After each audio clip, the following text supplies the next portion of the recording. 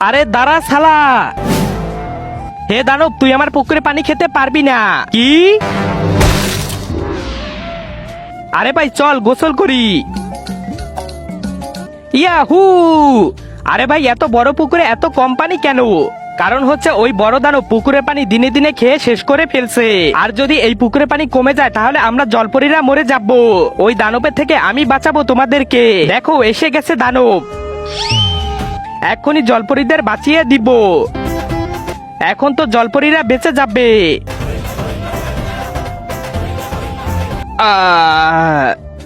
Wow ভাই, তুই এটা কি করে দিয়েছিস? দানবটি পানি খেয়ে মরে গেল। আমি পানির মধ্যে বিষ মিশিয়ে দিয়েছি। কি? আজকে দেখবো কে কে শয়তানকে হারিয়ে আল্লাহকে জিতিয়ে দেয়। যারা আল্লাহকে ভালোবাসো তারা লাইক সাবস্ক্রাইব করে দাও, আর যদি শয়তানকে ভালোবাসো তাহলে লাইক সাবস্ক্রাইব করার দরকার নেই, আর কমেন্টে আল্লাহু আকবার লিখে যাও। আরে শালা, তুই তো দানবকে মারলি, কিন্তু যাকে বাঁচাইতে চাইলি তাকেও মেরে দিলি। মানে তোর বিষে জলপরীরা মরে গেছে।